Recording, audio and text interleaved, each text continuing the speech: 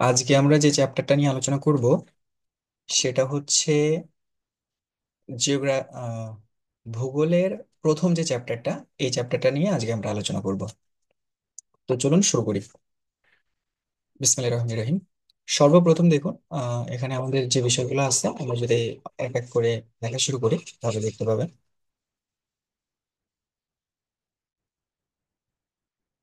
সর্বপ্রথম হচ্ছে 1 নম্বর এমসিকিউ।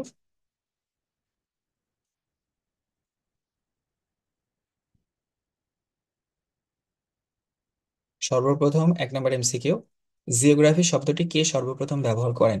এটা হচ্ছে উত্তর ইটারস্থেনিস। এটা মনে রাখবেন। জিওগ্রাফি শব্দটি কে প্রথম ব্যবহার করেন সেটা হচ্ছে ইটারস্থেনিস। তারপরে লক্ষ্য করেন, কোন ভাষা থেকে জিওগ্রাফি শব্দটি উৎপত্তি হয়েছে? এটা হচ্ছে গ্রিক ভাষা থেকে। কোন ভাষা থেকে জিওগ্রাফি শব্দটির উৎপত্তি হয়েছে? সেটা হচ্ছে গ্রিক ভাষা থেকে। তারপর ব্যুৎপত্তিগত দিক থেকে জিওগ্রাফি শব্দের অর্থ কি? ব্যুৎপত্তিগত দিক থেকে জিওগ্রাফি শব্দের অর্থকে যদি আমরা ধরি তাহলে এটা মনে রাখবেন, জিওগ্রাফি শব্দের অর্থ হচ্ছে পৃথিবীর বর্ণনা।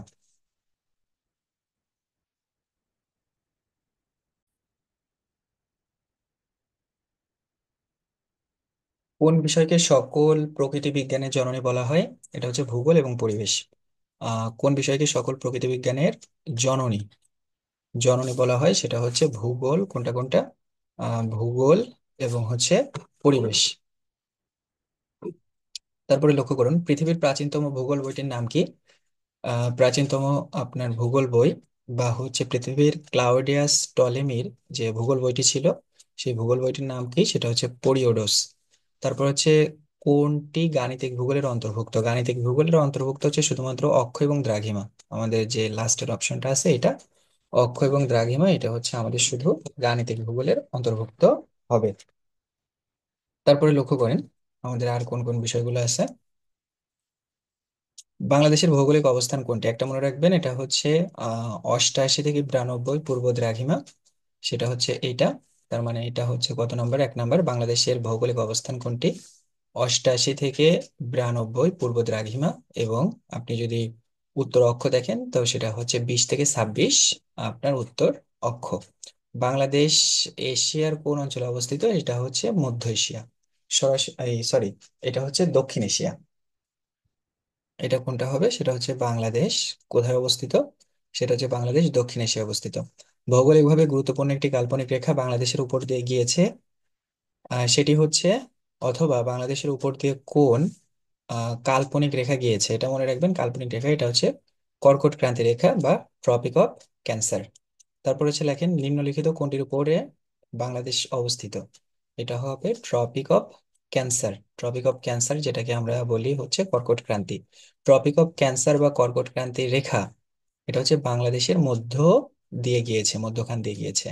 ভৌগোলিকভাবে বাংলাদেশের কোন জেলার উপর দিয়ে কর্কট ক্রান্তি রেখা অতিক্রম করেছে? এটা মনে রাখবেন, ভৌগোলিকভাবে বাংলাদেশের কোন জেলার উপর দিয়ে কর্কট ক্রান্তি রেখা অতিক্রম করেছে? এখানে কর্কট ক্রান্তি রেখা অতিক্রম করেছে হচ্ছে টোটাল আপনার কয়টা জেলার উপর দিয়ে? আপনার 8টা জেলার উপর দিয়ে। এটা একটু মনে রাখবেন। সে 8টা জেলা যদি আসলে আমরা নাম দেখি, তে কোন কোন 8টা জেলা আসলে আমাদের কর্কট ক্রান্তি রেখার ভিতরে আছে একটু লক্ষ্য করেন। এখানে ছোট করে নামগুলো লিখে দিচ্ছি। 1 নম্বর হচ্ছে আপনার একেবারে যদি কর্নারে যান তাহলে দেখবেন সর্বপ্রথম হচ্ছে আপনার চুয়াডাঙ্গা।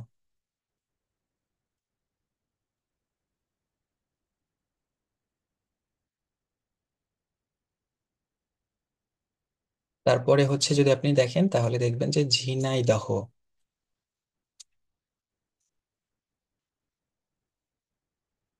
চুয়াডাঙ্গা, ঝিনাইদহ। এবং তারপরে যদি দেখেন সেক্ষেত্রে দেখতে পাবেন কোনটা? চুয়াডাঙ্গা, ঝিনাইদহ। তারপরেই হলো হচ্ছে আপনার চুয়াডাঙ্গা, ঝিনাইদহ। তারপরে হচ্ছে আপনার মাগুরা।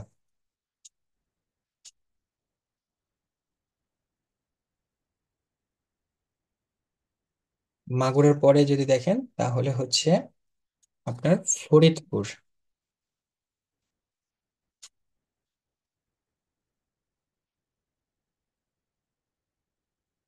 ফরিদপুর। ফরিদপুরের পরে যেটা আছে সেটা হলো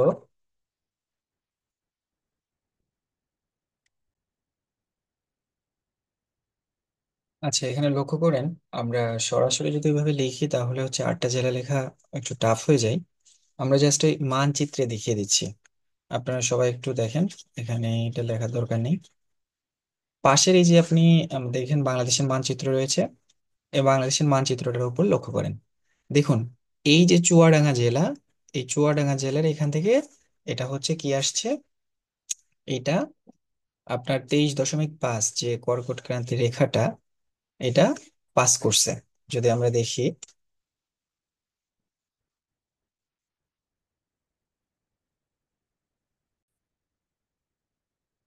তো লক্ষ্য করেন এখানে যদি আমরা দেখি তাহলে দেখুন এখানে আসলে বিষয়টা কেমন আসে। সেটা হচ্ছে আমাদের যে কর্কট ক্রান্তি রেখাটা, সেটা হচ্ছে কত, সেটা হলো 23.23 বা-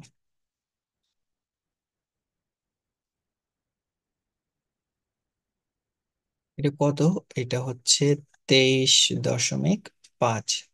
এবং দেখেন এটা হচ্ছে চুয়াডাঙ্গা ঝিনেদার উপরে গেছে ফরিদপুর, ফরিদপুর পরে হচ্ছে মুন্সিগঞ্জ, তারপরে হচ্ছে আপনার কুমিল্লা, এবং এই পাশের দুইটা একটু বাঁকা হয়ে গেলাম, একটু সোজা করে কাটি।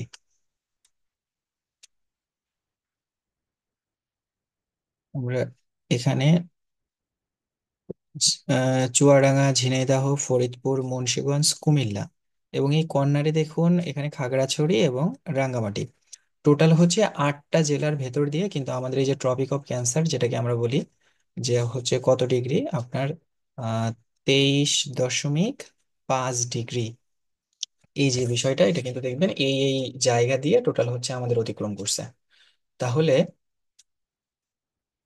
তাহলে লক্ষ্য করুন, তাহলে টোটাল আমাদের এই যে যতগুলো জেলা, 1 নম্বর হচ্ছে চুয়াডাঙ্গা, 2 নম্বর হচ্ছে ঝিনেদা, 3 নম্বর হচ্ছে মাগুরা, 4 নম্বর হচ্ছে ফরিদপুর, 5 নম্বর হচ্ছে মুন্সিগঞ্জ, তারপর হচ্ছে কুমিল্লা এবং খাগড়াছড়ি, এবং সর্বশেষ হচ্ছে রাঙ্গামাটি। এই টোটাল কয়টা জেলা হলো? এই টোটাল 8টা জেলা। এই 8টা জেলার উপর দিয়ে কিন্তু আমাদের কি গিয়েছে, ট্রপিক অফ ক্যান্সার, যেটাকে আমরা বলি হচ্ছে 23.5 ডিগ্রি। 23.5 ডিগ্রি যেটা, এটাকে ট্রপিক অফ ক্যান্সার বলে, যেটা এটা হচ্ছে 23.5 আপনার অক্ষ। তার মানে হচ্ছে 23.5 আমাদের যে অক্ষরেখাটা আছে, এই অক্ষরেখাকে আমরা বলি হলো আপনার ট্রপিক অফ ক্যান্সার। আর যেটা জিরো, এর নিচে যেটা 0 ডিগ্রি, সেই 0 ডিগ্রিটাকে বলি আমরা নিরক্ষরেখা বা বিষুবরেখা।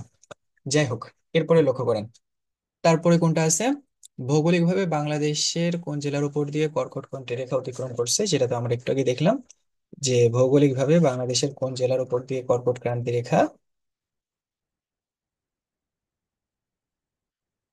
ভৌগোলিকভাবে বাংলাদেশের কোন জেলার উপর দিয়ে কর্কট ক্রান্তি রেখা অতিক্রম করেছে, সেটা যদি আমরা দেখি তাহলে এটা হবে হচ্ছে আপনার মুন্সিগঞ্জ। এই যে এইখানে দেখেন মুন্সিগঞ্জ, এই মুন্সিগঞ্জের উপরে কিন্তু আমাদের এই কর্কট ক্রান্তি রেখা গেছে। তারপর হচ্ছে বাংলাদেশের কোন জেলায় কর্কট ক্রান্তি রেখা এবং 90 ডিগ্রি দ্রাঘিমাংশে ছেদবিন্দু রয়েছে। একটা জিনিস লক্ষ্য করেন যে আমাদের এখানে কর্কট ক্রান্তি রেখাও থাকবে, আবার হচ্ছে 90 ডিগ্রি দ্রাঘিমার ছেদবিন্দু থাকবে। তো এই জেলাটা হচ্ছে আপনার কয়টা, এটা শুধু একটা জেলায় হয় যে দুইটা জিনিস একসাথে ইন্টারসেক্ট করছে, সেটা হচ্ছে শুধু ফরিদপুর। ফরিদপুর জেলা, এই ফরিদপুর জেলায় আসলে কর্কট ক্রান্তি রেখাও গেছে, আবার 90 ডিগ্রি দ্রাঘিমাও গেছে। এরপরে লক্ষ্য করেন, বাংলাদেশের মোট আয়তন কত। বাংলাদেশের মোট আয়তন এটা আমরা সবাই জানি, 1,47,570 বর্গ কিলোমিটার। বাংলাদেশ আয়তনের দিক থেকে বাংলাদেশের অবস্থান কত, এটা হচ্ছে আয়তনের দিক থেকে যদি আমরা বাংলাদেশের অবস্থান দেখি, তাহলে আয়তনের দিক থেকে বাংলাদেশের অবস্থান কত, এটা যদি দেখা হয় তাহলে দেখবেন আয়তনের দিক থেকে আমাদের বাংলাদেশের অবস্থান হচ্ছে কত, 90তম।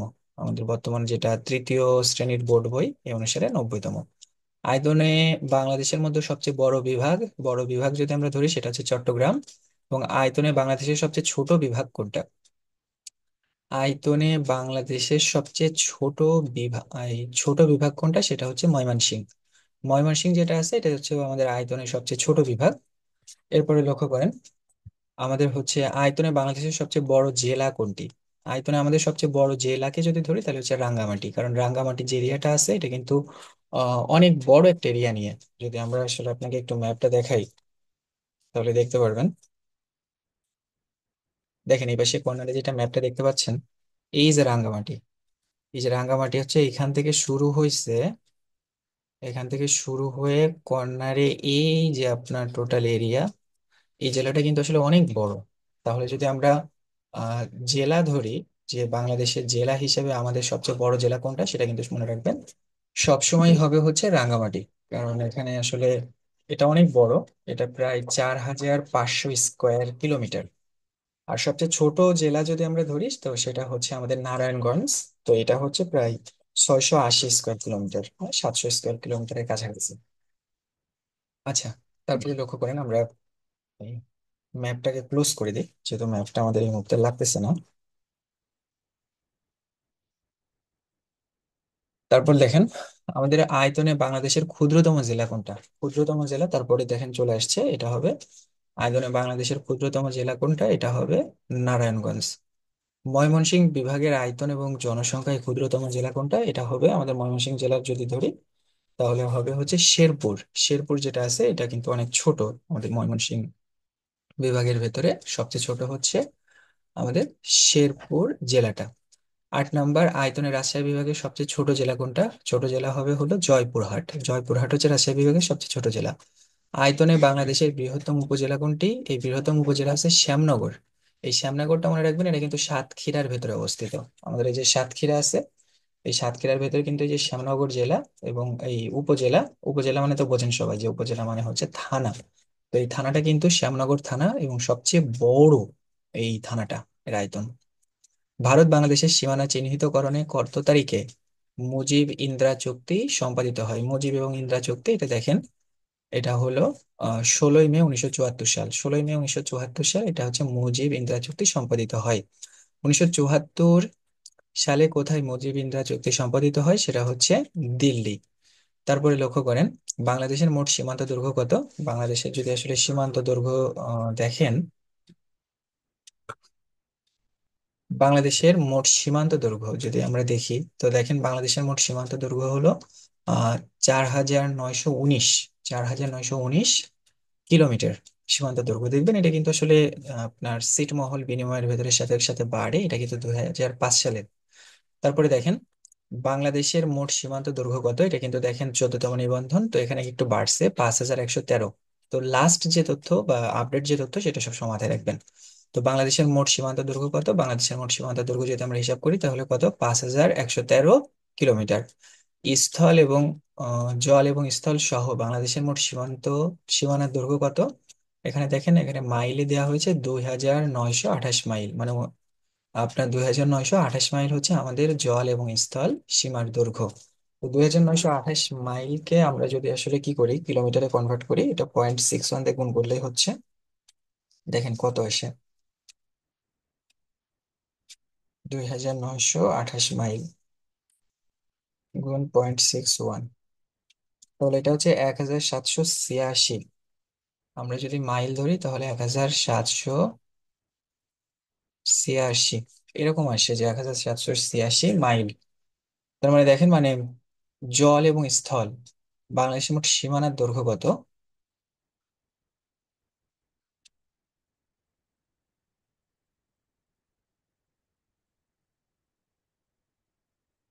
তো দেখুন এখানে কত আসলো, এখানে আসলো হচ্ছে 1886। তারপরে দেখেন,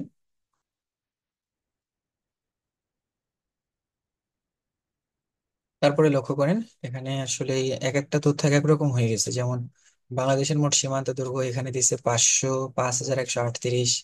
আবার বাংলাদেশের জল স্থল মোট যদি সীমান্ত ধরি, সেটা আসছে হচ্ছে 2928, বা হচ্ছে কত, 1886, 1786 বর্গ, এই আপনার মাইল, এই কিলোমিটার। তো এটা আসলে, আচ্ছা এই সীমানার আপডেট যে তথ্যটা, এটা একটু আপনারা একটু ওয়েবসাইট থেকে দেখে নিন। বাংলাদেশের স্থল সীমানার দৈর্ঘ্য কত কিলোমিটার, বাংলাদেশের স্থল সীমার দৈর্ঘ্য এটা হচ্ছে দেখুন 4427 কিলোমিটার। এই তথ্যটা আপনারা একটু নিজেদের মতো করে একটু আপডেটটা দেখে নিন, কারণ এটা হচ্ছে ছিটমহল বিনিময়ের সাথে সাথে সবসময় একটু আপডেট হয়। এই জন্য আপনারা এটা, এই বাংলাদেশের স্থল সীমার দৈর্ঘ্য কত, এটা একটু আপনারা দেখে নিন। তারপরে দেখেন বাংলাদেশের সাথে কয়টি দেশের আন্তর্জাতিক সীমান্ত রয়েছে, এটা হচ্ছে 2টি। সেটা কোনটা কোনটা, এটা হচ্ছে ভারত এবং মিয়ানমার। যে দুইটি দেশের সাথে বাংলাদেশের সীমানা রয়েছে সে দুইটি কোনটা কোনটা, সেটা হচ্ছে ভারত এবং মিয়ানমার। নিম্নের কোন দেশটির সাথে বাংলাদেশের আন্তর্জাতিক সীমানা রয়েছে? আন্তর্জাতিক সীমানা, আন্তর্জাতিক সীমানা বলতে যেটা আসলে আমাদের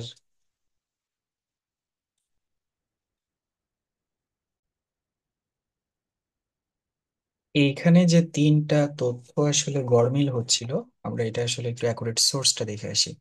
দেখুন এখানে হচ্ছে বাংলাদেশের মোট সীমান্ত যেটা, এ একটা জিনিস। তারপরে হচ্ছে বাংলাদেশের মোট সীমান্ত দৈর্ঘ্য কত, এই একই কোশ্চেন আবারও, আবার জল এবং স্থল সহ বাংলাদেশের মোট সীমান্ত দৈর্ঘ্য কত, আবার হচ্ছে বাংলাদেশের স্থল সীমান্ত দৈর্ঘ্য কত। তো এখানে এই চারটা কোশ্চেন কিন্তু একটু কনফিউজিং এখানের অ্যান্সার গুলা। তো আমরা একটু এর সোর্স আমাদের যে মাধ্যমিক বোর্ড বই আছে ওখান থেকে দেখে আসি। তাহলে দেখুন।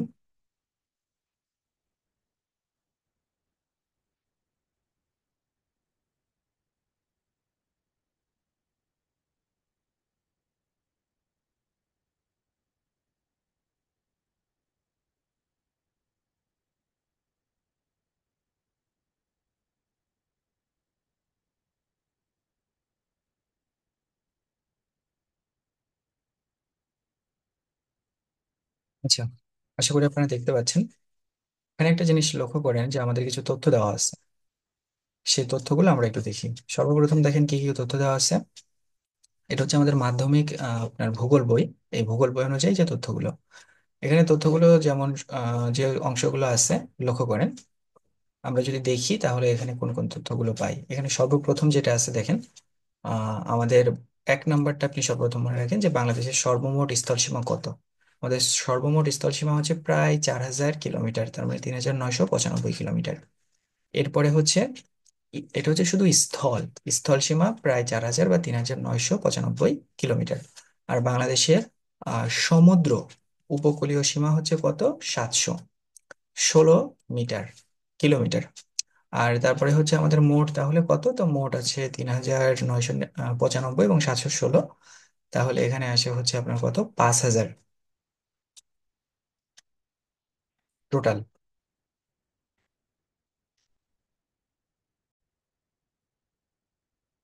তো দেখেন এই দুটোকে যদি আমরা যোগ করে দিই তাহলে দেখুন আসলে কত আসে। তাহলে আসে এখানে প্রায় 4000 আপনার 711 কিলোমিটার। তার মানে হচ্ছে আমরা যদি মোট বলি যে মোট আমাদের সমুদ্র সীমান্ত বা মানে আমাদের দেশের সীমান্ত দূরত্ব কত, সেটা হচ্ছে 4711 কিলোমিটার। তার মানে মনে রাখবেন নিয়ার অ্যাবাউট 4700 মানে কিলোমিটার, মানে একটা ধারণা নেওয়ার জন্য। এরপরে হচ্ছে ভারত এবং মিয়ানমারের সাথে আমাদের দৈর্ঘ্য কত। দেখেন ভারতের সাথে কিন্তু আমাদের সবচেয়ে বেশি মানে স্থল সীমার দৈর্ঘ্য জড়িত, সেটা হচ্ছে কত, প্রায় 3715 কিলোমিটার। এটা হচ্ছে ভারতের সাথে, এবং মিয়ানমারের সাথে খুবই কম, মোটে 280 কিলোমিটার। এবং মিয়ানমারের সাথে যে সমুদ্র এই আপনার স্থল সীমা যে দৈর্ঘ্যটা আছে, এটা শুধু দুইটা জেলা, সেটা হচ্ছে রাঙ্গামাটি এবং বান্দরবান। এবং রাঙামাটি জেলা হচ্ছে একমাত্র জেলা যেখানে আমাদের ভারতের সাথেও কানেকশন আছে এবং মিয়ানমারের সাথেও কানেকশন আছে। এবং ভারতের সাথে শুধু একটা জেলা হচ্ছে কানেকশন নেই, সেটা হলো বান্দরবান। তো যাই হোক, এটা আপনারা একটু মনে রাখবেন যে বাংলাদেশের সর্বমোট স্থল সীমা হলো কত, 3995 কিলোমিটার। এর ভিতর সমুদ্র সীমা কত, 716 কিলোমিটার।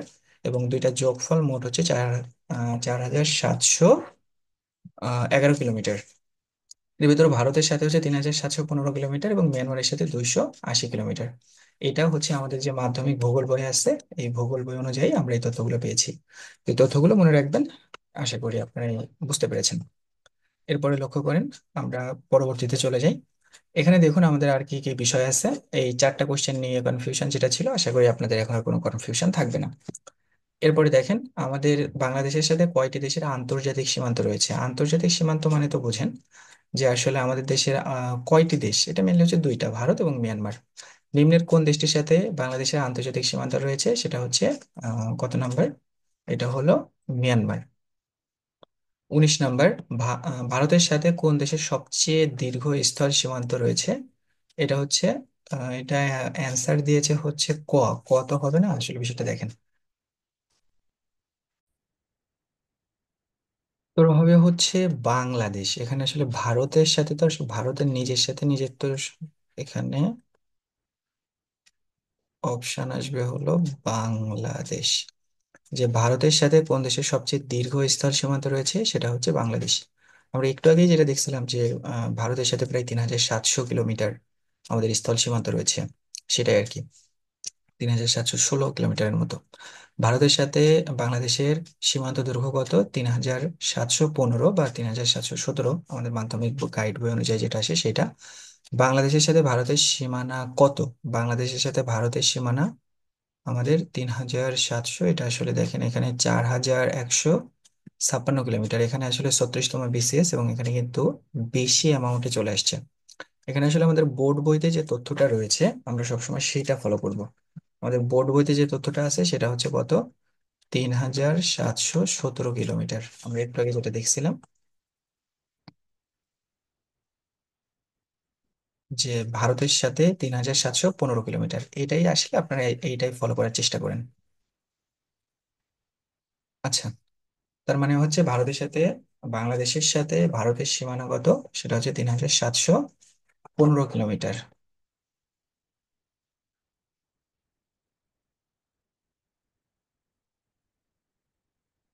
3715 কিলোমিটার। এরপরে হচ্ছে মিয়ানমারের সঙ্গে বাংলাদেশের সীমান্ত কত কিলোমিটার? একটু আগে আমরা দেখছিলাম সম্ভবত 271 কিলোমিটার। 271, এটা যদি আমরা দেখি, এখানে দেখুন মানে বোর্ড বইতে যেটা আছে সেটা ফলো করেন। এখানে আছে কত? এখানে আছে 280 কিলোমিটার। তো এটা, ওই 280 যেটা আছে এটাই ফলো করেন, আমাদের মাধ্যমিক ভূগোল বইতে যেটা আছে এটা।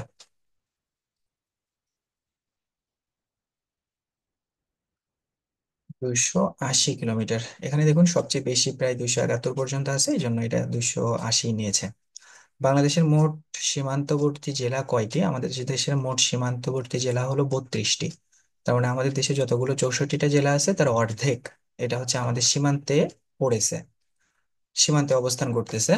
বাংলাদেশের সীমান্তবর্তী ভারতের জেলা কয়টি? বাংলাদেশের সীমান্তবর্তী ভারতে আসলে কয়টা জেলা আছে? এটা হলো পশ্চিমবঙ্গ এবং সব মিলাই, মানে বাংলাদেশের সীমান্তবর্তী ভারতের জেলা কোনটি?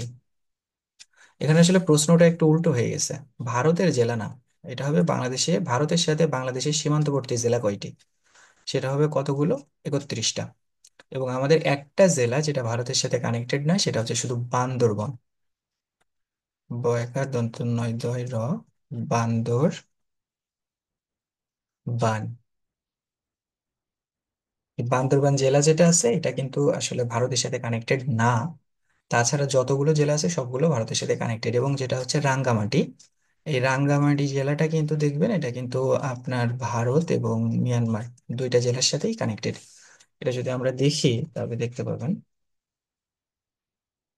তারপরে আছে দেখেন ভারতের সাথে বাংলাদেশের সীমান্ত জেলা, ভারতের সাথে বাংলাদেশের সীমান্ত জেলা কতটা? এখানে দেখেন এখানে দিছে তো আবার 30টা। ভারতের সাথে বাংলাদেশের সীমান্ত জেলা কয়টি? এখানে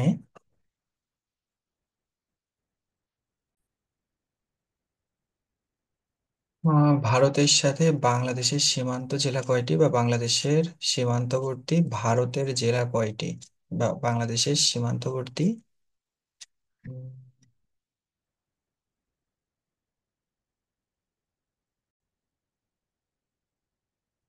এখানে আসলে 31 হবে না, এখানে আসলে 30 হবে।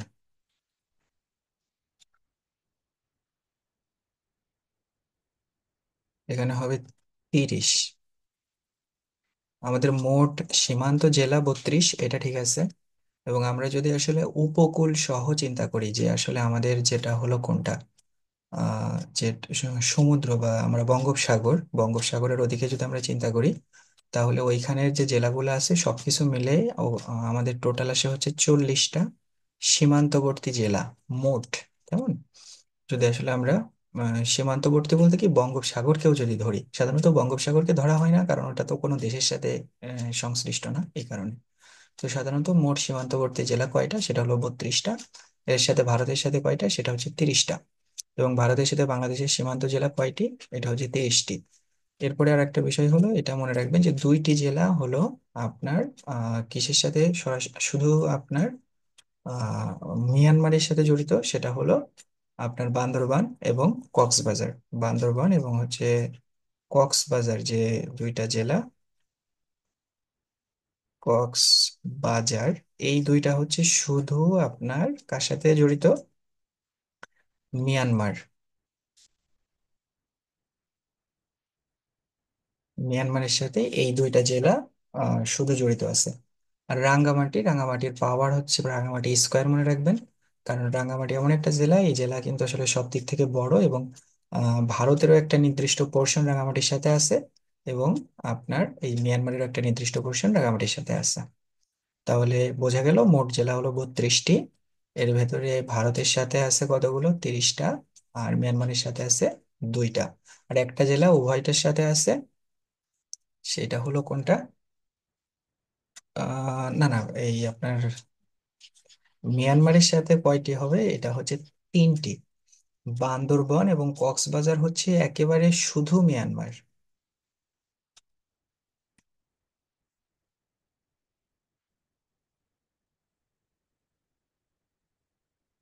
শুধু মিয়ানমারের সাথে আছে। আর হলো রাঙ্গামাটি, এটা দুইটা জেলার সাথেই আছে। তার মানে হলো আমাদের টোটাল জেলা হলো এই টোটাল সীমান্তবর্তী জেলা হলো 32টা। এর ভেতর 30টা ভারতের সাথে, এবং 3টা হলো আপনার মিয়ানমারের সাথে, এবং একটা জেলা উভয়টার সাথে, সেটা হচ্ছে কোনটা? আমাদের রাঙ্গামাটি জেলা, যেটা সেটা। এরপরে হচ্ছে দেখেন, রংপুর বিভাগের কতটি জেলার সাথে ভারতের সীমান্ত রয়েছে?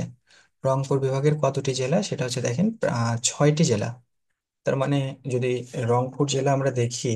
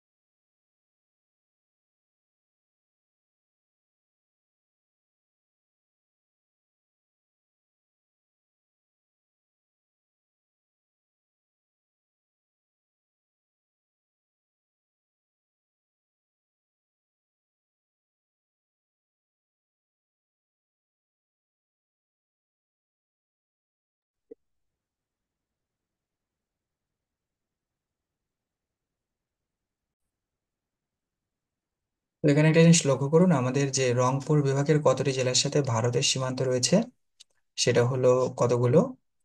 আপনার টোটাল 6টি যে জেলা, এই 6টি জেলার সাথে ভারতের সীমান্ত রয়েছে। তো এটা মাথায় রাখবেন, শুধুমাত্র দুইটা জেলার সাথে আসলে ভারতের সীমান্ত নেই। একটা হলো কোনটা? একটা হলো আপনার রংপুর নিজে, এবং একেবারে রংপুরের নিচে যেটা আছে সেটা হচ্ছে গাইবান্ধা। এই দুইটা জেলার সাথে কিন্তু ভারতের কোনো সীমান্ত নেই, এই একটা আর এই একটা, এই দুইটা মাঝে, এই কারণে। এরপরে দেখেন, আহ বাংলাদেশের কোন বিভাগের সাথে ভারতের কোনো সীমান্ত সংযোগ নেই? বাংলাদেশের কোন বিভাগের সাথে? বাংলাদেশের হচ্ছে ঢাকা বিভাগের সাথে নেই। আবার হচ্ছে কোনটা?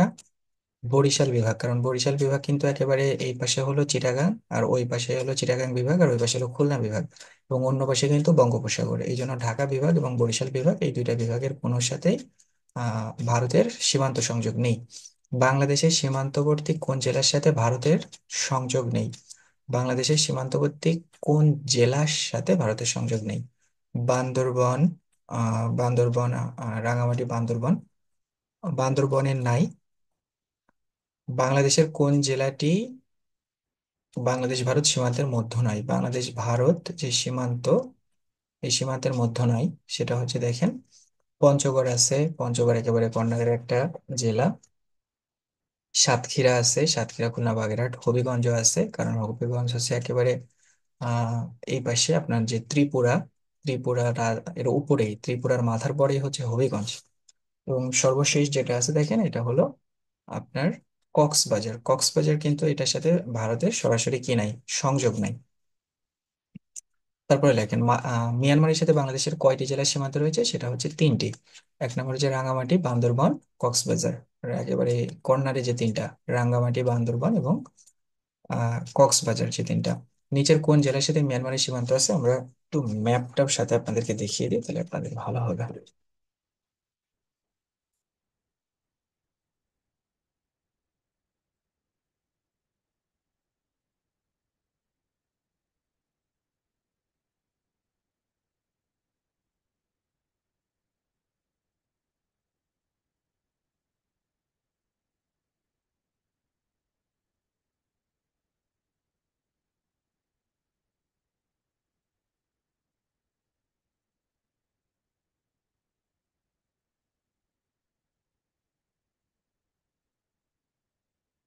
তো আশা করি আপনারা দেখতে পাচ্ছেন।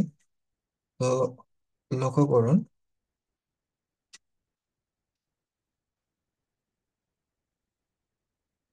করুন, এখানে আসলে আমাদের যে বিষয়গুলো ছিল, আমরা যেটা নিয়ে আলোচনা করতেছিলাম, সেটা হলো আমাদের নিচের কোন জেলাটির সাথে মিয়ানমারের সীমান্ত আছে, 31 নম্বর। এখন মিয়ানমারের সীমান্ত আছে, এটা মেনলি হচ্ছে একেবারে কর্নারের তিনটা জেলা। সেটা হচ্ছে কোনটা, একটা হচ্ছে রাঙামাটি, বান্দরবন, আর হচ্ছে কক্সবাজার। এই তিনটার সাথে মিয়ানমারের সীমান্ত সংযোগ রয়েছে। তারপর হচ্ছে নিচের কোন জেলাটি আপনার কোথায় অবস্থিত, নিচের কোন জেলাটি তিনটি দেশের সীমানায় অবস্থিত।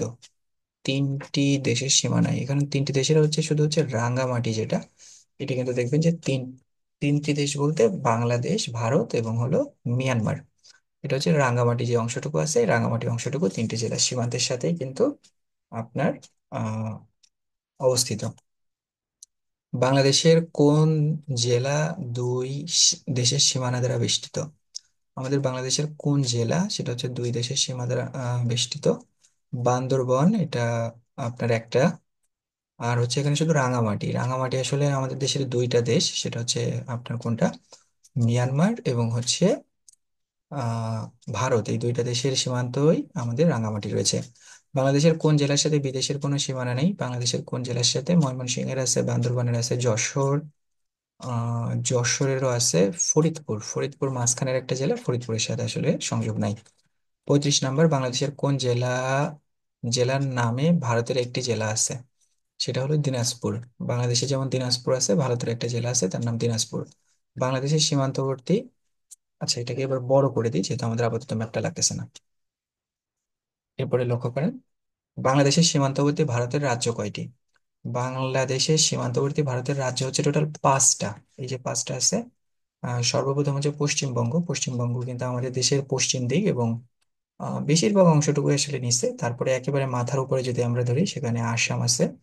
তারপরে সিলেটের উপরে মেঘালয়, আবারও আসাম, এবং মাঝের যে অংশটুকু সিলেট থেকে শুরু করে সিলেটের ভেতরে আমাদের যে জায়গাটুকু, যেমন নিচে হচ্ছে কোনটা, মৌলভীবাজার, তার নিচে হচ্ছে হবিগঞ্জ, এর যে অংশটুকুর ভেতরে আছে এটা হচ্ছে ত্রিপুরা। এবং এর পাশের যে অংশটুকু আছে এটা কিন্তু দেখবেন যে চিটাগাং এর পাশে যেটা, বা আমরা যেটাকে ধরে হচ্ছে বা রাঙ্গামাটি এর অংশে যেটা আছে, এটা কিন্তু দেখবেন মিজোরাম। তো আমাদের এটা মনে রাখবেন, আমাদের বাংলাদেশের সীমান্তবর্তী জেলা হচ্ছে 30টি, আর ভারতের সীমান্তবর্তী রাজ্য হলো 5টি। ভারতের কোন কোন রাজ্যের সাথে বাংলাদেশের সীমান্ত রয়েছে।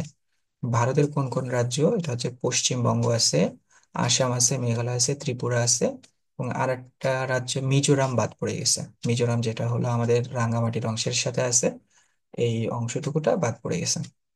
বাংলাদেশের উত্তরে ভারতের কোন রাজ্যের অবস্থান, একেবারে উত্তরে হচ্ছে আপনার মানে উত্তর দিকে যেটা, সেটা হচ্ছে মেঘালয়। কারণ একেবারে উত্তর অংশটুকু যদি আমরা দেখি, উত্তর অংশে কিন্তু আরো অনেক কিছু আছে, পশ্চিমবঙ্গ আছে, আসামও আছে। তাহলে দেখবেন যে এখানে কিন্তু পশ্চিমবঙ্গ এখানে অপশনে আছে, কিন্তু দেখবেন বেশিরভাগ একেবারে যদি উত্তর ধরা হয়, তাহলে দেখবেন মেঘালয়টা অনেক বেশি অংশটুকু নিয়ে রয়েছে। তো বাংলাদেশের উত্তরে ভারতের কোন রাজ্য অবস্থিত, সেটা হচ্ছে মেঘালয়। ভারতের কোন অঞ্চলের সাথে বাংলাদেশের দীর্ঘতম সীমানা বিদ্যমান, বা ভারতের কোন অঞ্চলের সাথে বাংলাদেশের দীর্ঘতম সীমানা রয়েছে, সেটা হচ্ছে পশ্চিমবঙ্গ।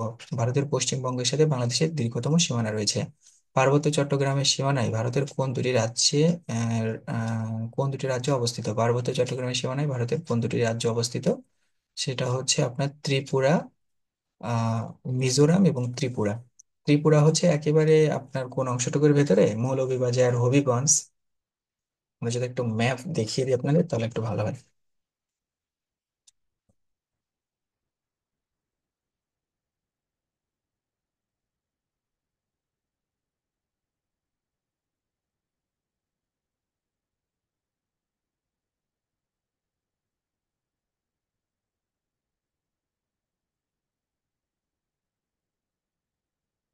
এখানে একটা ম্যাপে জিনিস লক্ষ্য করেন। আমাদের যে এই ম্যাপে যে জিনিসটা দেখতে পাচ্ছেন, এইখানে একটা জিনিস লক্ষ্য করেন। এইখানে এই অংশটার পেটের ভেতরে হচ্ছে আপনার ত্রিপুরা। আর এর এই পাশে যে অংশটুকু আছে, এই অংশটুকু হচ্ছে মিজোরাম। তার মানে দেখবেন যে আমাদের যে অংশ প্রশ্নটা ছিল যে ভারতীয় কোন রাজ্যের সাথে বাংলাদেশ এবং মিয়ানমারের সীমান্ত রয়েছে। বাংলাদেশ এবং মিয়ানমারের সীমান্ত যেটা রয়েছে সেটা হচ্ছে মিজোরাম। এবং পার্বত্য চট্টগ্রামের সীমানায় ভারতের কোন দুটি রাজ্য অবস্থিত? এখানে দেখবেন পার্বত্য চট্টগ্রামের সীমানায় ভারতের কোন দুটি রাজ্য অবস্থিত? পার্বত্য চট্টগ্রামের সীমানায় ভারতের দুইটি রাজ্য আছে। সেটা হচ্ছে আপনার পার্বত্য চট্টগ্রামের সীমানা, সেটা হলো কোনটা কোনটা? একটা হচ্ছে মিজোরাম আর একটা হচ্ছে ত্রিপুরা। ভারতীয় কোন রাজ্যের সাথে বাংলাদেশ এবং মিয়ানমারের সীমান্ত রয়েছে? এটা হচ্ছে মিজোরাম। মিজোরাম যেটা, এটার সাথে বাংলাদেশ এবং হচ্ছে মিয়ানমারের সীমান্ত রয়েছে। ভারতের উত্তর পূর্বাঞ্চলীয় কোন রাজ্যটি বাংলাদেশের সীমান্তে অবস্থিত নয়, বা ভারতের সেভেন সিস্টার্স এর মধ্যে কোনটির সাথে বাংলাদেশের সীমান্ত রেখা নেই? মেঘালয়ের আছে, আসামের আছে, ত্রিপুরারও আছে, মণিপুরের নাই। ভারতের কোন রাজ্যের সাথে বাংলাদেশের সীমান্ত নেই? ভারতের কোন রাজ্যের সাথে বাংলাদেশের সীমান্ত নেই? মেঘালয়ের আছে, ত্রিপুরার আছে, আসামের আছে, নাগাল্যান্ডের নেই। বাংলাদেশের কয়টি রাজ্য বা প্রদেশের সাথে বাংলাদেশের সীমান্ত রয়েছে? মায়ানমারের কয়টি রাজ্য বা প্রদেশের সাথে বাংলাদেশের সীমান্ত রয়েছে? মিয়ানমারের কয়টি রাজ্য বা প্রদেশের সাথে বাংলাদেশের সীমান্ত রয়েছে? এটা এখানে তো দেওয়া আছে মিয়ানমারের কয়টি রাজ্য বা প্রদেশের সাথে বাংলাদেশের সীমান্ত রয়েছে, এটা হলো দুইটা। তার মানে মিয়ানমারের দুইটি রাজ্য বা প্রদেশের সাথে বাংলাদেশের সীমান্ত রয়েছে। মিয়ানমারের কয়টি রাজ্য বা প্রদেশের সাথে বাংলাদেশের সীমান্ত রয়েছে? মিয়ানমারের শুধু দুইটা। আমাদের কিন্তু মিয়ানমারের সাথে তিনটা জেলার সীমান্ত রয়েছে। আর এই মিয়ানমারের দুইটা প্রদেশ আছে, যেটা হলো মিয়ানমারের প্রদেশ, কন্যারের প্রদেশ আর কি, যেটা বাংলাদেশের সাথে কানেক্টেড। মংডু কোন দুইটি দেশের সীমান্ত এলাকা? এটা হচ্ছে বাংলাদেশ এবং মিয়ানমার। মংডু কোন দুটি দেশের সীমান্ত এলাকা? এটা হচ্ছে বাংলাদেশ এবং মিয়ানমার। বর্তমানে বাংলাদেশের মোট সমুদ্র অঞ্চল কত বর্গ কিলোমিটার? বর্তমানে বাংলাদেশের মোট সমুদ্র অঞ্চল কত বর্গ কিলোমিটার? এটা হচ্ছে 1,18,813 বর্গ কিলোমিটার। 1,18,813 বর্গ কিলোমিটার। আর বাংলাদেশের সমুদ্র উপকূলের মোট দৈর্ঘ্য কত? বাংলাদেশের সমুদ্র উপকূলের মোট দৈর্ঘ্য হচ্ছে 711 কিলোমিটার। বাংলাদেশের সমুদ্র কূলের দৈর্ঘ্য কত? সমুদ্র কূলের দৈর্ঘ্য সেটা হচ্ছে 715, দেখবেন কাছাকাছি 715, 711 এরকমই। আর সবার উপরে যেটা ছিল, বাংলাদেশের মোট সমুদ্র অঞ্চল কত বর্গ কিলোমিটার? আমাদের মোট যে সমুদ্র অঞ্চল বা হচ্ছে আমাদের যে মানে বঙ্গোপসাগরের পাশে, আমাদের বঙ্গোপসাগরের সাথে আমাদের যে অঞ্চলটা, এটা হচ্ছে 1,18,813 কিলোমিটার। 1,18,000, তার মানে কত? 1,18,813 কিলোমিটার। এটা হচ্ছে আমাদের বঙ্গোপসাগরের ভেতরে যে জায়গাটা আছে, সমুদ্র অঞ্চল। 1,18,813 বর্গ কিলোমিটার। আর বাংলাদেশের সমুদ্র উপকূলের মোট দৈর্ঘ্য কত? বাংলাদেশের সমুদ্র উপকূল রয়েছে, এই উপকূলের যে দৈর্ঘ্য, এটা হচ্ছে 711 কিলোমিটার। সমুদ্র উপকূলের মোট দৈর্ঘ্য, বাংলাদেশের সমুদ্র কূলের দৈর্ঘ্য কত এখানে দেওয়া আছে দেখেন, 715। আমরা কিন্তু যে সমুদ্র উপকূল বা এইগুলো কিন্তু আমরা এই যে দেখছিলাম একটু আগে, যদি আপনাদের মনে থাকে, 715। এখানে দেখেন, এখানে কিন্তু বাংলাদেশের সমুদ্র উপকূলের উপকূলীয় সীমা কত, 716 দেওয়া ছিল। তো 715, 16 এরকম। এটা হচ্ছে মাধ্যমিক ভূগোল বই অনুযায়ী।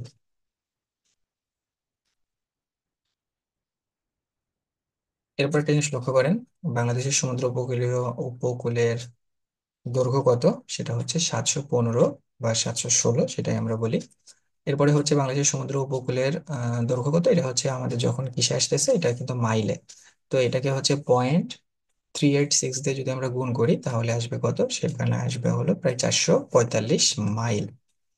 তার মানে শুধু কিলোমিটারটা আপনারা মনে রাখেন, পরীক্ষার হলে ওটাকে কনভার্ট করে দিবেন।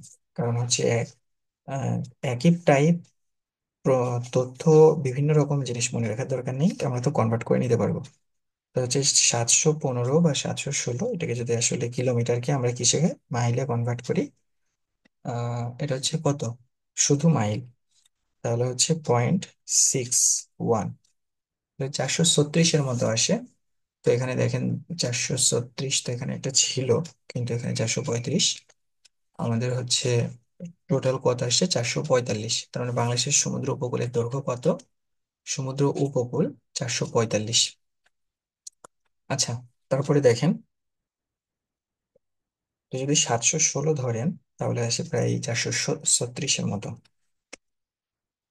আচ্ছা, এরপরে হচ্ছে, আসলে এগুলো কিছু কনফিউশন কোশ্চেন আছে, আপনারা আসলে বোর্ড বইতে যে তথ্যটা আছে এই তথ্যটা দেখে আসলে এটাকে মুখস্থ রাখেন।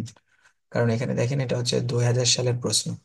কারণ পরীক্ষা তো রেগুলার এইসব তথ্যগুলো আপডেট হয়। আপনার একটা কাছাকাছি ধারণা রাখেন, তারপরে পরীক্ষার সময় এটা আসলে দেখে নিয়েন। এই পরীক্ষার সময় এটা সেই বোর্ড বইয়ের রেফারেন্স অনুযায়ী আপনারা দাঁড়ান, তা না হলে বিষয়গুলো আসলে কনফিউজিং হয়ে যাবে বেশি।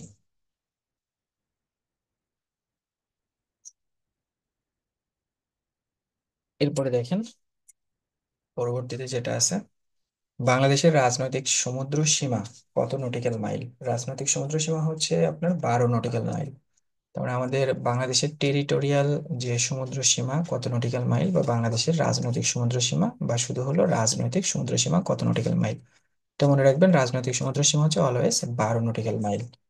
এরপরে হচ্ছে উপকূল হতে বাংলাদেশের অর্থনৈতিক সমুদ্র সীমা কত? উপকূল হতে বাংলাদেশের অর্থনৈতিক সমুদ্র সীমা সেটা হচ্ছে 200 নটিক্যাল মাইল। আর 1 নটিক্যাল মাইল তো আপনারা সবাই জানেন যে 1.852, এটা হচ্ছে কিলোমিটার। আমাদের 1 নটিক্যাল মাইল সমান সমান হচ্ছে 1.852 কিলোমিটার। এরপরে হচ্ছে সমুদ্র আইন অনুযায়ী উপকূল হতে মহিষাপনের দৈর্ঘ্য কত? সমুদ্র আইন অনুযায়ী উপকূল হতে মহিষাপনের দৈর্ঘ্য কত? সেটা হলো আপনার 350 নটিক্যাল মাইল। উপকূল হতে বাংলাদেশের মহিষাপনের দৈর্ঘ্য কত? সেটা হচ্ছে 354। এখানে আবার অপশন দিয়েছে 354 নটিক্যাল মাইল।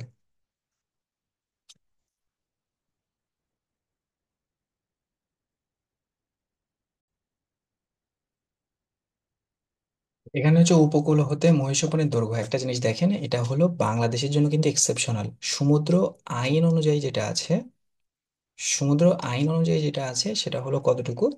এটা হলো,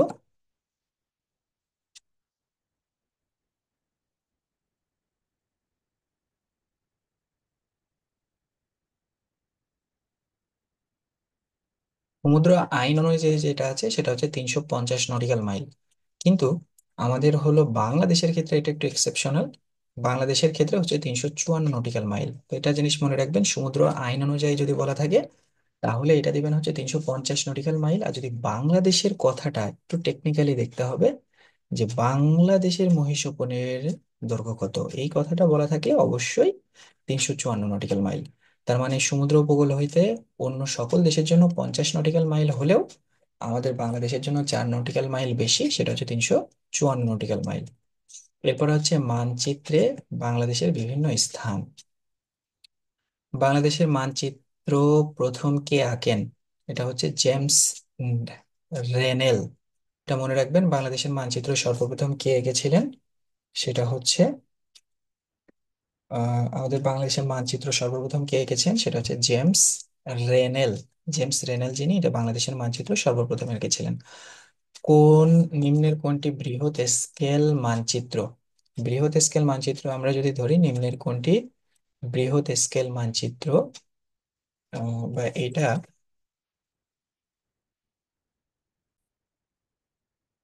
নিম্নের কোনটি বৃহৎ স্কেল মানচিত্র? এটা হচ্ছে 10,000। যেমন মনে রাখবেন যে বৃহৎ স্কেল মানচিত্র যদি হয় সেটা হচ্ছে 1 সমান সমান হচ্ছে কত হবে? সেটা হচ্ছে 10,000।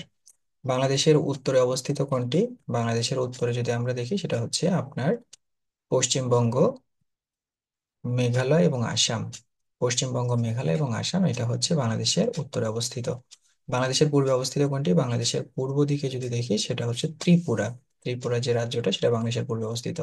সিলেট জেলার উত্তরে কোন ভারতীয় রাজ্য অবস্থিত? সিলেট জেলার উত্তরে সেটা হচ্ছে মেঘালয়। মেঘালয়ে দেখবেন এখানে কিন্তু অনেক বৃষ্টি এবং স্যাঁতসেঁতে পরিবেশ, মানে one of the wettest reason বা প্লেসেস অফ দ্য ওয়ার্ল্ড। বাংলাদেশের পূর্ব সীমা রেখায় অবস্থিত, বাংলাদেশের পূর্ব সীমা রেখায় অবস্থিত শুধু হলো আপনার ভারত এবং মিয়ানমার। ভারত এবং মিয়ানমার দুইটা দেশে কিন্তু বাংলাদেশের পূর্ব সীমা রেখায় অবস্থিত। মিয়ানমার বাংলাদেশের কোন দিকে অবস্থিত? সেটা হচ্ছে আপনার দক্ষিণ পূর্ব দিকে অবস্থিত, দক্ষিণ পূর্ব। বাংলাদেশের সবচেয়ে উত্তরের জেলা কোনটি, বা বাংলাদেশের সর্ব উত্তরের জেলা কোনটি? বাংলাদেশের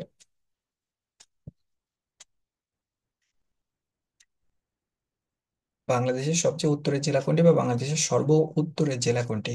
সর্ব উত্তর যদি আমরা দেখি তাহলে হচ্ছে এটা পঞ্চগড়। পঞ্চগড় হচ্ছে একেবারে সবার উপরে। কোন জেলাকে হিমালয়ের কন্যা বলা হয়? হিমালয়ের কন্যা বলা হয় কিন্তু পঞ্চগড় জেলাকে। আর হিমালয়ের দেশ যদি বলা হয়, এই হিমালয়ের দেশ, তাহলে এটা হবে কিন্তু হচ্ছে নেপাল। বাংলাদেশের সর্ব উত্তরের জেলা থেকে হিমালয়ের কোন শৃঙ্গ দেখা যায়? আমাদের সর্ব উত্তরের যে জেলা, তার মানে হচ্ছে কোনটা? পঞ্চগড় থেকে হিমালয়ের কোন শৃঙ্গ দেখা যায়, বা পঞ্চগড় থেকে হিমালয়ের কোন শৃঙ্গ দেখা যায়, সেটা হচ্ছে কাঞ্চনজঙ্ঘা। আমাদের কাঞ্চনজঙ্ঘা যে হিমালয়ের শৃঙ্গ বা চূড়া আছে, এটা কিন্তু আমরা খুব সহজে পঞ্চগড় থেকে খালি চোখে দেখতে পারি।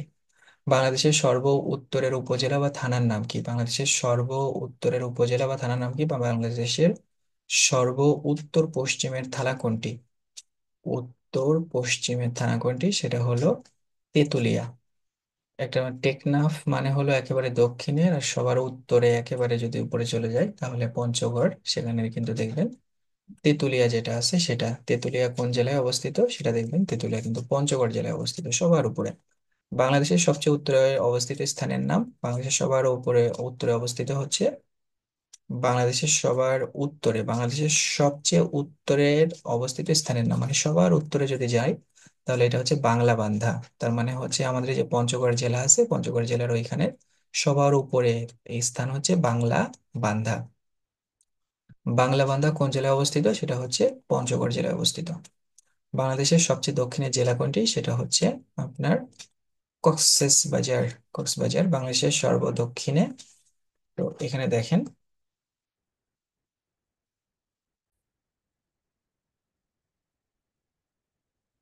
বাংলাদেশের সর্বদক্ষিণের উপজেলার নাম কি? বাংলাদেশের সর্বদক্ষিণের উপজেলা যদি দেখা হয় সেটা হচ্ছে টেকনাফ।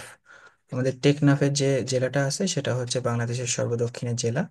বাংলাদেশের সর্বদক্ষিণের ইউনিয়নের নাম কি? বাংলাদেশের সর্বদক্ষিণের ইউনিয়ন যেটা আছে সেটা হচ্ছে আপনার সেন্ট মার্টিন। সেন্ট মার্টিন যে ইউনিয়নটা আছে এটা হচ্ছে বাংলাদেশের সর্বদক্ষিণের ইউনিয়ন। টেকনাফ ও তেঁতুলিয়া দুইটি জেলায় অবস্থিত। টেকনাফ হচ্ছে একেবারে হচ্ছে কক্সবাজার, আর এটা হচ্ছে পঞ্চগড়, মানে দুই দেশের দুইটা, বা এই দুই পাশের দুইটা। বাংলাদেশের সবচেয়ে পূর্বের জেলা কোনটি? পূর্ব পাশ। পূর্ব পাশে যদি আমরা দেখি তাহলে এটা পাবো হলো আপনার পূর্ব পাশে আপনার বান্দরবান।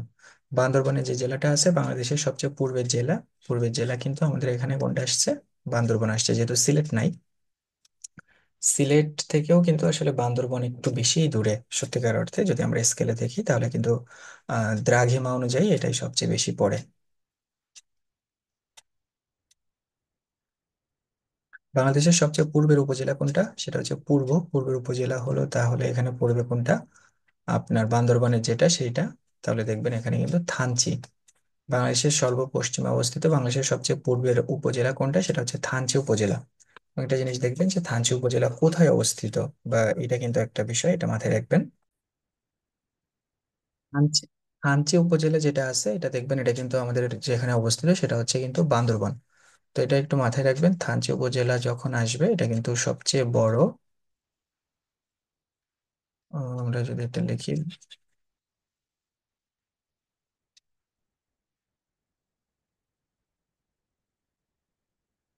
বান্দরবান যে জেলা, বান্দরবান জেলার সবচেয়ে বড় যে উপজেলা এটা কিন্তু থানচি, এটা মনে রাখবেন। এটা কিন্তু সবচেয়ে বড় উপজেলা বান্দরবানে অবস্থিত। বাংলাদেশের সর্বপশ্চিমে অবস্থিত জেলা, সর্বপশ্চিমে অবস্থিত জেলা হচ্ছে পঞ্চগড়। বাংলাদেশের সর্বপশ্চিমে অবস্থিত উপজেলা কোনটি? সর্বপশ্চিমে অবস্থিত উপজেলা হচ্ছে তেতুলিয়া। তেতুলিয়া যেটা সেটা। বাংলাদেশের সর্বপশ্চিমে, ও সরি, বাংলাদেশের সর্বপশ্চিমে যদি আমরা ধরি তাহলে দেখবেন এটা কিন্তু কোনটা হবে? বাংলাদেশের সর্বপশ্চিমে অবস্থিত উপজেলা কোনটি, সেটা হবে হলো শিবগঞ্জ। এবং শিবগঞ্জ দেখবেন এটা হচ্ছে কোনটা? বাংলাদেশের দক্ষিণ পশ্চিমের থানা কোনটি? বাংলাদেশের যে শিবগঞ্জ যেটা আছে বাংলাদেশের সর্বপশ্চিমে অবস্থিত উপজেলা কোনটি, এটা হচ্ছে শিবগঞ্জ। এবং শিবগঞ্জকে যদি আপনি ধরেন এটা কিন্তু হচ্ছে আমাদের যে আপনার চাপাই নবাবগঞ্জের ভেতরে কিন্তু তো এখানে দেখবেন শিবগঞ্জ যে জেলাটা আছে, এই উপজেলাটা আছে, এই উপজেলাটা কিন্তু বা থানা, এটা কিন্তু আমাদের হচ্ছে আপনার চাঁপাই নবাবগঞ্জ, চাঁপাই নবাবগঞ্জের ভেতরে অবস্থিত। তো এটা মাথায় রাখবেন, এটা কিন্তু চাঁপাইয়ের এরিয়া। তারপরে হলো কোনটা ছিল বাংলাদেশের দক্ষিণ পশ্চিমের থানা কোনটি, এটা হচ্ছে শ্যামনগর থানা, এবং এটা কিন্তু দেখবেন সাতক্ষীরা জেলায় অবস্থিত। এবং এটা সাতক্ষীরার সবচেয়ে বড় বা আমাদের মানে দক্ষিণ পশ্চিম অঞ্চলে বা সবচেয়ে বড় এরিয়া নিয়ে এই শ্যামনগর থানা বাংলাদেশে। পাদুয়া স্থানটি বাংলাদেশের কোন জেলার সীমান্তে অবস্থিত? পাদুয়া এটা হচ্ছে সিলেট। পাদুয়া স্থানটি বাংলাদেশের কোন জেলার সীমান্তে অবস্থিত? সেটা হলো আমাদের সিলেট জেলার সীমান্তে অবস্থিত পাদুয়া। কোন জেলায় রৌমারী ও বড়াইবাড়ি সীমান্তে অবস্থিত? সেটা হলো আমাদের কুড়িগ্রাম। কুড়িগ্রামে আমাদের রৌমারী এবং বড়াইবাড়ি সীমান্ত অবস্থিত কুড়িগ্রামে। ঘুম ধুম সীমান্ত কোথায় অবস্থিত? বান্দরবান। ঘুম ধুম সীমান্ত কোথায় অবস্থিত? সেটা হচ্ছে বান্দরবানে। সর্বশেষ ঘুমধুম সীমান্ত কোন বিভাগে অবস্থিত? বান্দরবান মানে আছে চট্টগ্রাম। চট্টগ্রাম বিভাগে অবস্থিত। এগুলো আসলে বারবার পড়তে হবে, পড়ার কোনো বিকল্প নাই। এরপরে আসেন, ভাটির দেশ কোনটি বা ছয় ঋতুর দেশ কোনটি? ভাটির দেশ মনে রাখবেন যে আসলে আমাদের বাংলাদেশের উপরে কিন্তু দুইটা দেশ, পাশে হলো এক নম্বরে হচ্ছে ইন্ডিয়া, এবং এপাশে যদি আমরা দেখি তাহলে দেখবেন উপরে যেটা আছে ভুটান আছে, আবার হচ্ছে আপনার মিয়ানমার আছে। তো এইখানে যে অংশটা সেখান থেকে দেখবেন অনেক নদীগুলো কিন্তু আপনার এর ভেতর থেকে বাংলাদেশের ভিতরে আসছে। তো এই যে উপর থেকে যখন যে নদীগুলো পর্বত বা বিভিন্ন ভেতর থেকে দিয়ে সর্বশেষ হচ্ছে বঙ্গোপসাগরে এসে পতিত হয়, তো এই নিচের দিকে বঙ্গোপসাগরের কাছের দেশগুলো বা এই এরিয়াটাকে বলে হচ্ছে ভাটি। আর উপরের দিকে এরিয়া যেখান থেকে আসলে পর্বত আসতেছে সেগুলোকে বলা হচ্ছে উজান। তো আমরা আমাদের দেশটা কিন্তু দেখবেন যে বঙ্গোপসাগরের সাথেই, এই জন্য ভাটির দেশ বা ছয় ঋতুর দেশ কোনটা, সেটা হলো আমাদের বাংলাদেশ। নীরব খনির দেশ বা সোনালী দেশ কোনটি? সেটা হচ্ছে বাংলাদেশ। তারপরে লক্ষ্য করেন, মসজিদের শহর বা কোন শহরকে রিকশার নগরী বলা হয়? এটা সবাই জানেন, ঢাকা। বাংলাদেশের প্রবেশদ্বার কোনটি বা কোন শহরকে বাংলাদেশের বাণিজ্যিক রাজধানী বলা হয়? বাণিজ্যিক রাজধানী আর কোনোটা না, সেটা হচ্ছে আমাদের চট্টগ্রাম। বিশ্ব স্বাস্থ্য সংস্থা দক্ষিণ পূর্ব এশিয়ার কোন শহরকে স্বাস্থ্যকর শহর বা হেলদি সিটি হিসেবে ঘোষণা করেছেন? সেটা হচ্ছে চট্টগ্রাম। চট্টগ্রামে কিন্তু উঁচু নিচে, কিন্তু আসলে ওভারঅল ইস্যুগুলো যেহেতু পাহাড়ের জন্য সব জায়গায় বাসা বানানো যায় না, এবং গাছপালা আছে পাহাড়ে, তো সব মিলাই কিন্তু দেখবেন এটা কিন্তু পরিবেশ বান্ধব। তবে পাহাড় ধস এটা কিন্তু বড় বড় একটা রিস্কি ইস্যু। বিশ্ব স্বাস্থ্য সংস্থা পূর্ব এশিয়ার কোন শহরকে স্বাস্থ্যকর শহর বা হেলদি সিটি হিসেবে ঘোষণা করেছেন? সেটা হলো চট্টগ্রাম। রাজশাহীর আদি নাম কি? এইবার এই বিষয়গুলো আসলে একটু ক্রিটিক্যাল, বাট মনে রাখতে হবে, মনে রাখা ছাড়া কোনো উপায় নেই। রাজশাহীর আদি নাম কি ছিল? সেটা হচ্ছে রামপুর বোয়ালিয়া। রাজশাহী যেটা আছে, রাজশাহীর আদি নাম হচ্ছে রামপুর বোয়ালিয়া। রামপুর বোয়ালিয়া। সিলেটের অপর নাম কি? সিলেটের অপর নাম হচ্ছে জালালাবাদ। সিলেটের অপর নাম কি? সিলেটের অপর নাম হচ্ছে জালালাবাদ। জালালাবাদ। সিলেটের অপর নাম কোনটা? জালালাবাদ। শ্রীহট্ট কোন জেলার প্রাচীন নাম? শ্রীহট্ট হলো সিলেট, সিলেটের প্রাচীন নাম। বরিশালের প্রাচীন নাম বা বরিশালের পূর্ব নাম কি? সেটা হলো, বরিশালের অনেকগুলো পূর্ব নাম আছে দেখেন, বাকলা আছে, বাখরগঞ্জ আছে, চন্দ্রদ্বীপ আছে, ইসলামপুর আছে। বাকলা, বাখরগঞ্জ, চন্দ্রদ্বীপ, ইসলামপুর। তার মানে হচ্ছে আমাদের বরিশালের প্রাচীন নাম যদি আমরা ধরি তাহলে এই সবগুলো দেখবেন এখানে কয়েকটা জায়গায় আসছে। অনেক কোথাও বাকলা আসছে, কোথাও বাকরগঞ্জ আসছে, চন্দ্রদ্বীপ আসছে, ইসলামপুর আসছে। তো এটা মনে রাখবেন, বাকলা, বাখরগঞ্জ, চন্দ্রপুর, এই চন্দ্রদ্বীপ বা ইসলামপুর। যে শহরকে বাংলার ভেনিস বলা হয়, এটা হচ্ছে বরিশাল। বরিশাল কিন্তু বাংলার ভেনিস, কারণ বরিশাল যেহেতু সাগরের কূলে। কোনটি বরিশালের পূর্ব নাম? এটা হচ্ছে আপনার, কোনটি বরিশালের পূর্ব নাম? এক- নয়। ও আচ্ছা, নয়, তাহলে এটা দেখবেন সুধারাম। সুধারাম হচ্ছে অন্য একটা জেলার পূর্ব নাম, আমরা পরবর্তীতে পাবো এটা। সুধারাম এখানে আছে, দাঁড়ান এখন একটু দেখি।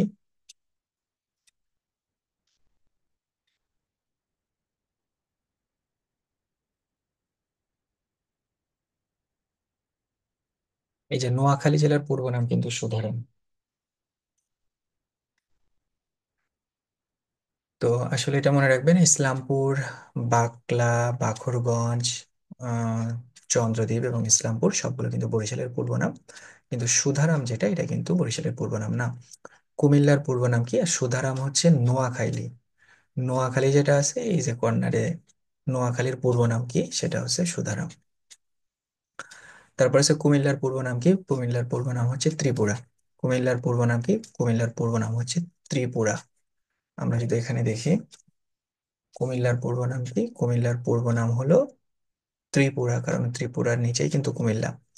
তারপরে হচ্ছে বাংলা, বর্তমান কুমিল্লা একসময় ভারতের কোন জেলার অংশ ছিল?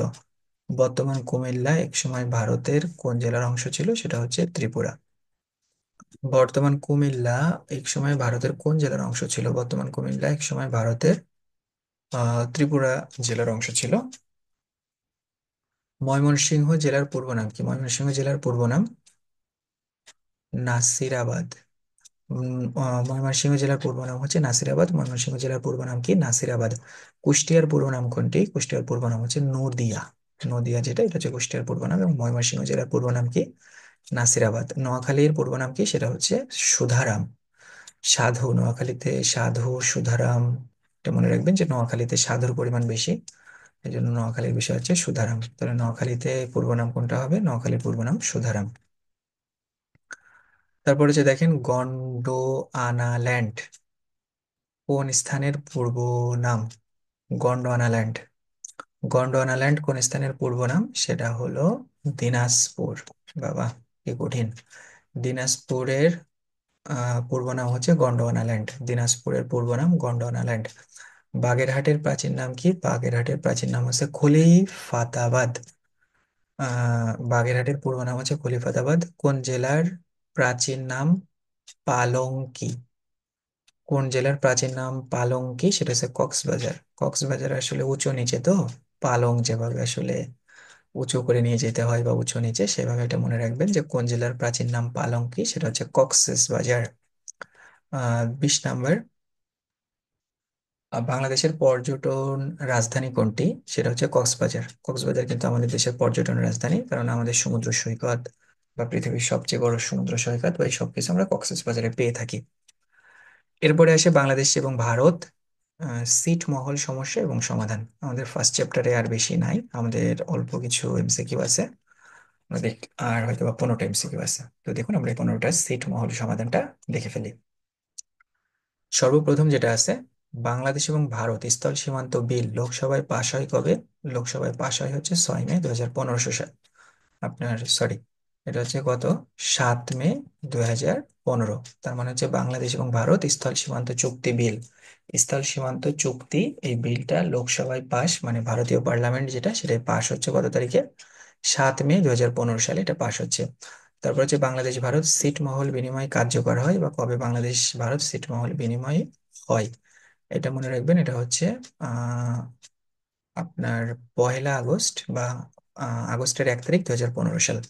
তার মানে দেখেন, মেতে কিন্তু আপনার বিল পাস হচ্ছে, এবং জুন, জুলাই এবং আগস্টে এসে সেটা কার্যকর হচ্ছে। তার মানে প্রথমে চুক্তি লোকসভায় পাস হচ্ছে কত তারিখে? 7 মে 2015। আর আগস্টের 1 তারিখে এসে সেটা কি হচ্ছে? কার্যকর হচ্ছে। বাংলাদেশের ভিতরে ভারতের কয়টি ছিটমহল রয়েছে, বা হচ্ছে ভারতের কয়টি ছিটমহল বাংলাদেশের ভৌগোলিক সীমার অন্তর্ভুক্ত হয়েছে? সেটা হচ্ছে 111টি। ভারতের ছিটমহলগুলো বাংলাদেশের কোন কোন জেলায় অন্তর্ভুক্ত? এটা হচ্ছে একেবারে বাংলাদেশের উপরে যে জেলাগুলা সেগুলা। সেটা হচ্ছে সর্বপ্রথম যেটা, লালমনিরহাট, মানে পঞ্চগড়, সবার উপরে পঞ্চগড়, তারপর লালমনিরহাট, তারপরে না না, এখানে আসলে একটু সিকোয়েন্স ভুল হয়েছে। আমরা যদি উপর থেকে জেলাগুলোকে একটা সিকোয়েন্সে নামি, সর্বপ্রথম হচ্ছে পঞ্চগড়, তারপর নীলফামারী, তারপর লালমনিরহাট, তারপরে হচ্ছে কুড়িগ্রাম। একেবারে বাংলাদেশের উত্তর অঞ্চলের যে সিকোয়েন্সে যে 4টা জেলা, এই 4টা জেলা। এবং দেখবেন এখানে, তার মানে বাংলাদেশের ছিটমহল গুলো, ভারতের ছিটমহল গুলো বাংলাদেশের কোন জেলার অন্তর্ভুক্ত ছিল? সেটা হলো এই 4টা জেলার অন্তর্ভুক্ত ছিল। বাংলাদেশের লালমনিরহাটে ভারতের ছিটমহল কতটি? শুধু লালমনিরহাটে দেখেন, আপনার ভারতের ছিটমহল হচ্ছে 59টা। দহগ্রাম এবং আঙ্গরপোতা ছিটমহল কোন জেলায় অবস্থিত? দহগ্রাম এবং আঙ্গরপোতা, এখানে দেখেন একটা বিষয় আছে, দহগ্রাম একটা এবং আঙ্গরপোতা ছিটমহল আর একটা। এটা কোন জেলায় অবস্থিত? এটা হচ্ছে লালমনিরহাট। দহগ্রাম এবং আঙ্গরপোতা ছিটমহল কোন জেলায় অবস্থিত? লালমনিরহাটে অবস্থিত। দহগ্রাম এবং আঙ্গরপোতা ছিটমহল কোথায় অবস্থিত? লালমনিরহাট। দহগ্রাম এবং আঙ্গরপোতা কোন উপজেলায় অবস্থিত? উপজেলা যদি ধরেন তাহলে এটা হচ্ছে হাতীবান্ধা। হাতীবান্ধা যে এলাকাটা আছে এটা দেখবেন যে এটা কিন্তু লালমনিরহাট। লালমনিরহাট যে এরিয়াটা, এই এরিয়াটার ভেতরে আপনার হাতীবান্ধার অংশটা। 3 বিঘা করিডোর কোন জেলায় অবস্থিত? 3 বিঘা করিডোর এটাও লালমনিরহাট। আর 3 বিঘা করিডোরের আয়তন কত? 178 × 85 মিটার। মানে 178 × 85 মিটার, যেটা এটা 178 মিটার আর হচ্ছে 85 মিটার, 178 মিটার দৈর্ঘ্য, 85 মিটার প্রস্থ। 3 বিঘা করিডোর। 3 বিঘা করিডোর কোন নদীর তীরে অবস্থিত? সেটা হচ্ছে তিস্তা। বিলুপ্ত ছিটমহল দাসিয়ার ছড়া কোন জেলায় অবস্থিত? সেটা হচ্ছে কুড়িগ্রাম। দাসিয়ার ছড়া কোন জেলায় অবস্থিত? কুড়িগ্রাম। দাসিয়ার ছড়া ছিটমহলের বর্তমান অবস্থান ফুলবাড়ী উপজেলায়। দাসিয়ার ছড়া ছিটমহলের বর্তমান অবস্থান ফুলবাড়ী উপজেলা। ফুলবাড়ী উপজেলা দাসিয়ার ছড়া ছিটমহলের বর্তমান অবস্থান আমরা যদি একটু দেখি আসলে, তো একটা জিনিস লক্ষ্য করেন, এখানে নীলফাম আগে যেটা হচ্ছে দাসিয়ার ছড়া। দাসিয়ার ছড়া আগে কোথায় অন্তর্ভুক্ত ছিল? অন্তর্ভুক্ত আগে হলো কুড়িগ্রাম জেলা। এই আপনার কোন জেলায় অবস্থিত? বিলুপ্ত ছিটমহল দাসিয়ার ছড়া কোন জেলায় অবস্থিত? আগে কিন্তু ছিল এটা আপনার কুড়িগ্রাম। কোথায়, কোন জেলায় অবস্থিত এটা, এবং দাসিয়ারছড়া ছিটমহলের বর্তমান অবস্থান কোথায়? এটা কিন্তু দেখবেন ফুলবাড়ী উপজেলায়। এখন ফুলবাড়ী উপজেলা যেটা, এটা কিন্তু দেখবেন এটা কিন্তু দিনাজপুরের ভেতরে। তাহলে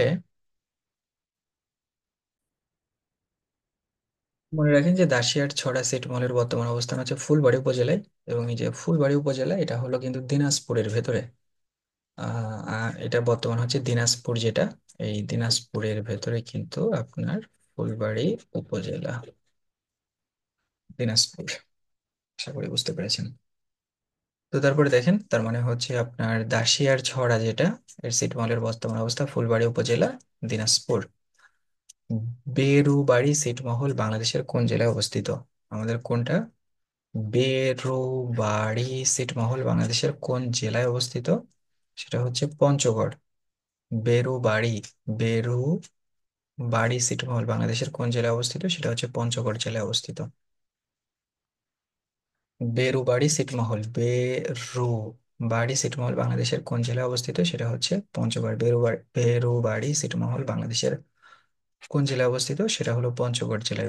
ভারতের বেরুবাড়ি ছিটমহল বাংলাদেশের কোন জেলায় অবস্থিত? সেটা হচ্ছে পঞ্চগড়। বেরুবাড়ি ছিটমহল বাংলাদেশের কোন জেলায় অবস্থিত? সেটা হচ্ছে পঞ্চগড়। বেরুবাড়ি, বেরুবাড়ি, বেরুবাড়ি ছিটমহল বাংলাদেশের কোন জেলায় অবস্থিত? সেটা হলো পঞ্চগড় জেলা। ভারতের ভেতরে বাংলাদেশের কতটি ছিটমহল ছিল? এটা হচ্ছে 51টি। ভারতের ভেতরে বাংলাদেশের কতটি ছিটমহল ছিল? সেটা হচ্ছে 51টি। তারপরে হচ্ছে 51, বাংলাদেশের ছিটমহলগুলো, বাংলাদেশের ছিটমহলগুলো ভারতের কোন জেলার অন্তর্ভুক্ত ছিল? বাংলাদেশের ছিটমহলগুলো ভারতের কোন জেলার অন্তর্ভুক্ত ছিল? সেটা হচ্ছে জলপাইগুড়ি এবং হলো আপনার কুচবিহার।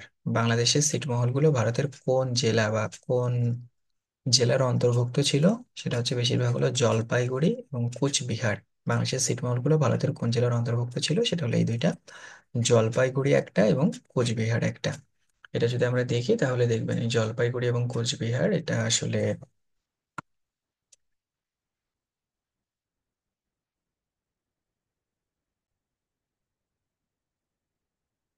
জলপাইগুড়ি এবং কোচবিহার যে অংশটুকু রয়েছে, এটাকে যদি আমরা আসলে একটু দেখি তাহলে দেখুন এটা আসলে কেমন হবে। একেবারে বাংলাদেশের কোন সীমান্ত, মানে একেবারে উপরে যে অংশটুকু, এটাই হচ্ছে জলপাইগুড়ি এবং কোচবিহারের আসলে মূল জিনিস। যদি আমরা আসলে প্রথমে দেখি যে জলপাইগুড়ি কোনটা, তাহলে দেখেন আমাদের একেবারে বাংলাদেশের এই যে উপরের অংশটা, আমাদের একেবারে বাংলাদেশের যে উপরের যে অংশ, মনে করেন এই যে অংশটা, এই অংশটা এই অংশটা এবং এই অংশটা থেকে এইটুকু হচ্ছে আপনার জলপাইগুড়ি। আর এইখান থেকে শুরু করে আপনার কুড়িগ্রামের এই অংশটুকু, এইটুকু হলো আপনার কোচবিহার। এটা হচ্ছে জলপাইগুড়ি।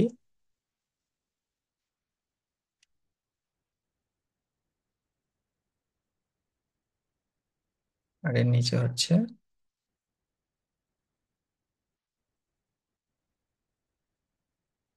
কুচবিহার।